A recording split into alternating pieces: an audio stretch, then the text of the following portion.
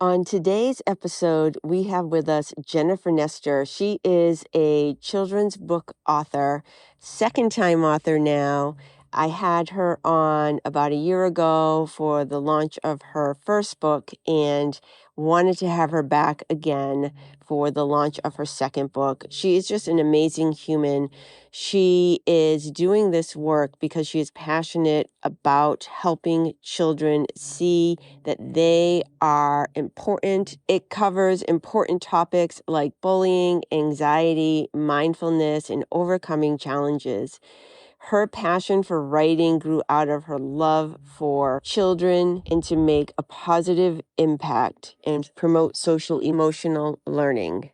She is amazing. We dive into her second book and all the great work she does with charities. I can't wait for you to listen to this episode. I hope you enjoy. Welcome, everyone, to the Wonder Boldly podcast. I am your host, Christine Santos, and I am passionate about motivating you to go after and achieve your goals. My goal is to encourage you to know that you also possess the choice to live the life you desire. This podcast covers lessons learned from female entrepreneurs and small businesses to tips on how to create a podcast that will help grow your business. Thank you so much for tuning in. Let's go. Hello, and welcome to another episode of Wonder Boldly. Today I have with me Jennifer Nestor back. She is now a second-time author. She was on about a year ago with her debut, Jane's Escape to the Jungle of Individuality. At that time, she teased that there would be a series and more would be coming. Here we are, approximately a year later, with her second book. She's debuting. The name of the book is Jane's Carnival Adventure. And I am just so excited. I actually reached out to her because she can teach us about marketing and advertising. She is just a superhero. She is out there marketing the book, talking about her mission, and doing all these wonderful events for children, for adults, and she just stands out. So when I'm on Instagram, I see her, I'm like DMing her, let's get together. And then it doesn't happen. I'm like, let's get together. She's like, we got to make it happen.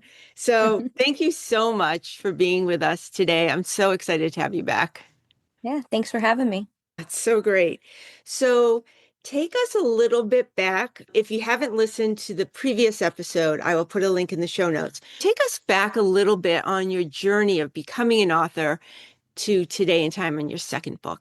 Yeah, so I started my writing journey at the end of 2023 after I graduated from Southern New Hampshire University with my master's in communications.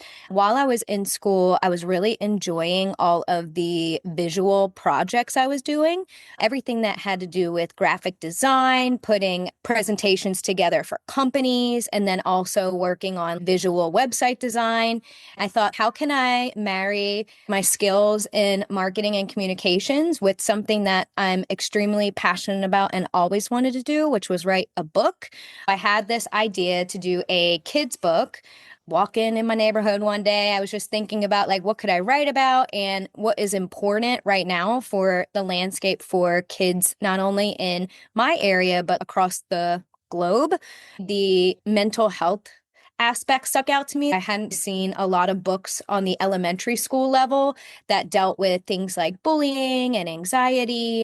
The jungle idea came to mind for me. I started to brainstorm, what could I write about? What could the story center around? And how can I teach kids in an easy way that it's okay to be unique and to be themselves? So I wrote Jane Escapes to the Jungle of Individuality. It took me about 6 to 8 months to do the writing, find the illustrator, get all of the imagery together, and then work to get the book published. So like you mentioned, it came out in July of 24, and it was just such a great joy to be able to bring this type of story to not only online readers, but the classrooms in person. Since it launched and went live, I've been going to a lot of schools and summer camps and different nonprofit organizations and reading this book to the kids, which has been awesome. I'm really excited to continue the series with book two that we're going to talk about today. That's kind of a recap of book one. Thank you. Now that it's been out in the world and you've been doing all of this wonderful work to bring it to communities, what is the feedback you're getting? Are you getting the feedback you thought you would? Is there anything surprising that has happened that you weren't expecting? Yeah, that's a great question. The majority of the feedback has really been about the storyline and the use of jungle animals that all have unique features. Tim with his mohawk, Claire with the big bandana, and Avery the ape, a larger ape with spots and chain. The kids really resonate with the animal characters, and I think it helps them connect that those are things that they typically don't see like in animals online or in the zoo. So the parents and teachers have really enjoyed that correlation and making the connection in a fun way. Another piece of feedback I've gotten on multiple occasions was I'd have a parent come up to me and say that they're really glad that their child is represented in the book. So maybe they have a daughter that looks similar to Jane that has big glasses or curly brown hair or more olive skin tone. And that has been really exciting to be able to create something that kids can see themselves represented in. And then I'd also say the illustrations have been a big piece of feedback where the parents have said, like, even if my kid can't necessarily understand all the words in the story, the illustrations do a really good job helping them understand the concept and connect with the material overall. So those have been the biggest pieces of feedback so far. And what have you done for the second book that you didn't know to do in the first book? I think for the second book, one of my main goals was to write a shorter story because book one was more on the industry standard of pretty close to 1,000 words for a picture book. So book two, I really wanted to make it more accessible for some of those younger kids. Since I do have programs that hit kindergarten all the way to fifth grade, I really wanted this to be a little bit more user friendly in a sense of being able to read it in a shorter amount of time because kids' attention spans can be rather short, especially in the tech generation of iPads and YouTube. The word count is less. The topics are a little bit lighter in this book. So we've really incorporated that fun aspect of still having a social emotional learning book, but in a way where it's done with less content and more imagery. So Do you have the same illustrator that you did for the first book? I do. Victoria and I collaborated on this second book as well. So she is the illustrator for Jane's Carnival Adventure too. Nice. So there's a lot of synergy there, I'm sure, and that works really well. Yeah. So I'm glad that that was able to occur. That's great. Yeah, and I think the coolest thing was seeing my new main like supporting character, Molly. The characters from book one are back in special ways. So we already knew what they looked like, but getting to design a new character that's Jane's friend in the story was really cool. I was able to help guide what Molly would look like, and she came out better than I could have envisioned in my head. I love it. Before we jump into the second book, I just want to go back to the first because I believe you have like a Jane doll, some of the animals as well. Is that true? Tell us a little bit about the merchandise around the book. Yep. So I've had a little bit of merchandise that goes along with the book. We actually sold out of the original Jane doll. I no longer have the first version of the doll, but we have a new Jane doll coming out. I call her Jane 2.0. She has a little bit of a glow up. She looks a little bit more like the cover of the book. Instead of having a smile line, she really has like a big doll type of smile. And then I would also say the clothes are slightly different and the backpack color. Pretty similar, same type of hair, same glasses, just a little bit of tweaking. I'm really excited about her. She should be in soon. She's already on her way as far as being shipped to the house. I also have bundles. If you visit me at a market or go onto my website, I have book and doll bundles. The first book with the doll for a certain price. You can get two books and a doll, or you can just get the Jane doll. So there are ways where you can get the merchandise either in person or online. I also have stickers and buttons that relate to the Jane character for book one. That's great. That makes it so fun, I think, for the kids. I love that so much. It looks so fun just looking at the pictures in your Instagram and seeing all of the merchandise and the kids. It really adds a special touch to it that they can touch and play with. I love that. I had a friend whose daughter got the Jane doll and she was bringing her in her backpack around the house all day long and sleeping with the doll. So it was really cool to see like Jane kind of travel around. Another friend of mine caught her dog snuggling with the Jane doll she had. So that was cute. And it's always nice when I get to see pictures of people who have gotten the book or the doll and seeing the kids or pets connect with it is pretty cool. That is awesome. And so, speaking of pets, one more thing, then we're going to jump to the book, Yeah. the second book. How is your dog? Winnie is amazing. She is the star of the end of the book, and I've found a way to incorporate both Winnie and Hermione and Binks, my kitties, into the class presentation. So instead of just using the character sticks and kind of having the kids, raise them in the air when they see the animals, I also have a part of the presentation where I have them spot Winnie and the cats in the book and point to the screen. They've really enjoyed waiting to see Winnie at the end there. Whereas the cats come in more toward the beginning, they're all sitting there staring at the screen and waiting until they see my golden doodle. That's been really cool to have them as part of this project and know that no matter what, they're represented in my first book. I love that. That's so great. So, tell us about the second book. Tease us. Don't give Yes. it all away. I'll do my best.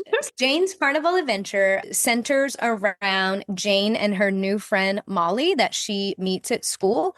They go to the school carnival, and basically, the whole premise is Jane is showing her newfound athleticism throughout the day with different carnival games, and she is doing amazing. She's good at darts, the dunk tank, all different types of carnival games. Molly, more of a, I would say, like, she's intelligent, she's a perfectionist, all these things. She finds herself not being as talented as these games. So she's struggling like throughout the story of like, not necessarily understanding why she's not good at these things, whereas Jane is doing a great job and getting some accolades from like students in her class and so forth.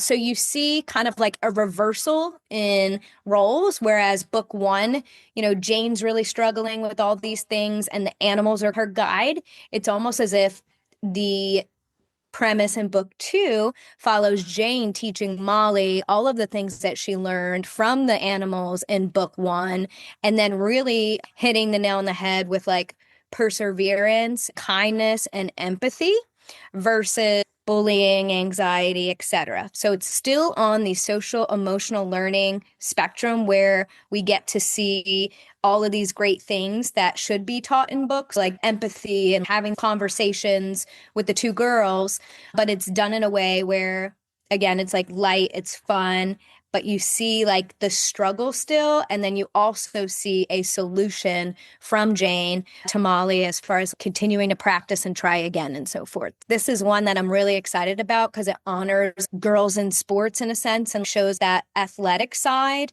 but then there's also that soft side of kindness and friendship and really being able to pump your friend up when they might not be feeling good about themselves or they're feeling that self-doubt, being able to be the person to say, hey, you might not be great at this or you might be failing at this, but that's okay. And here's what you can do about it to come back and be even stronger next year. So I think that follows the ending of the first book. That was part of the teaching I felt in the first book was that what Jane was learning from her animal friends was something she could take forward and teach somebody else. Yeah, so it's a really nice full circle moment where you get to see her growth as a character in the second book. Instead of her being like this shy, humble person, she almost like came out of her shell immediately. Like you see just this new confidence on the first page, and it carries from point A all the way to the end of the story. So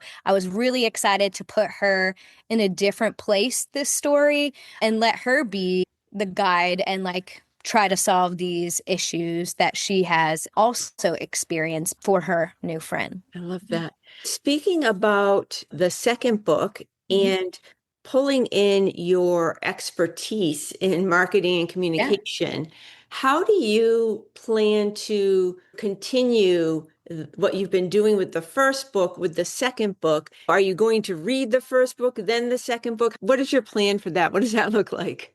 Yeah, what I try to do whenever I'm planning a strategy, especially for something like this, is take a few steps back and think about what is my goal with this book? What do I want to do with my time that makes it valuable? So I think one of the first things is focusing more on those school visits this year, because I really feel like that's where this story shines and where I can make the most valuable impact. More author school visits versus markets and events. So I'm really trying to look at everything I learned from book one, from not only the way it was produced and the companies I used and so forth, but also how do I get the message out there in the most effective way where there's value in my time and others' time. I'm doing things a lot different. For book two, I will still do news, articles, podcasts, and things like that where I can have great conversations because I feel like it's really important. But I'm going to take a step back and not do as many selling events and more teaching educational events.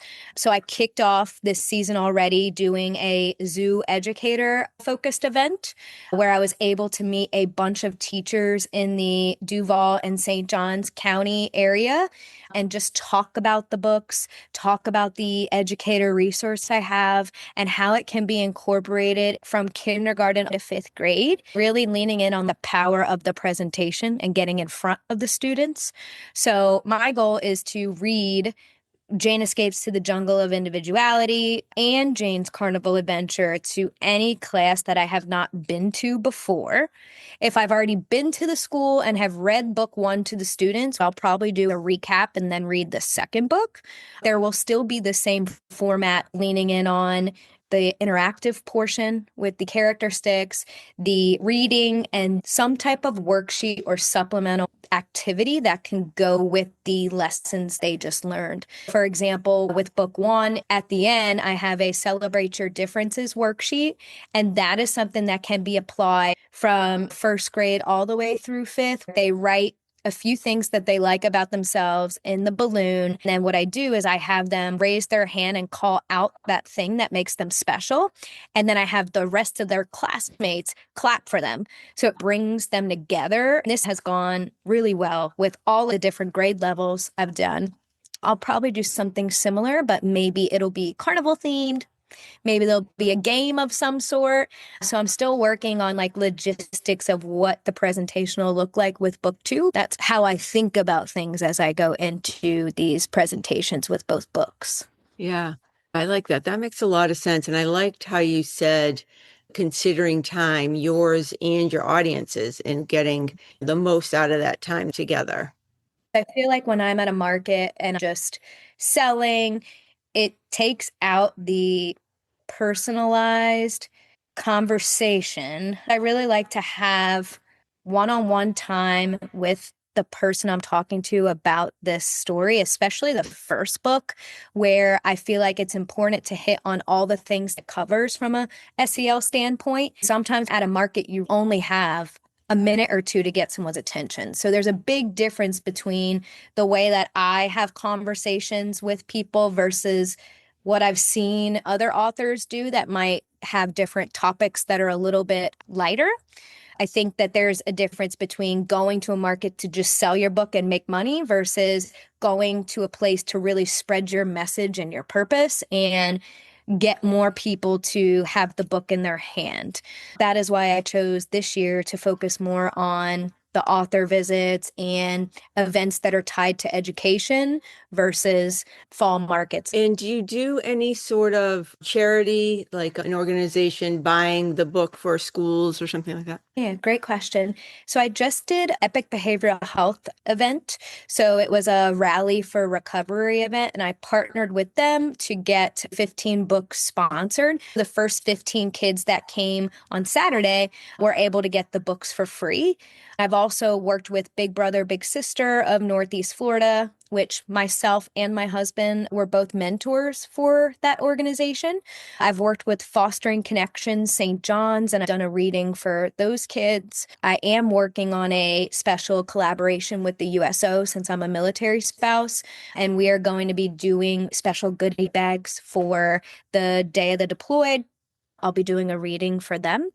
And then I've also partnered with Make-A-Wish recently and was able to get, I think there was like 20 books that we had donated to their Make-A-Wish ball here in Jacksonville.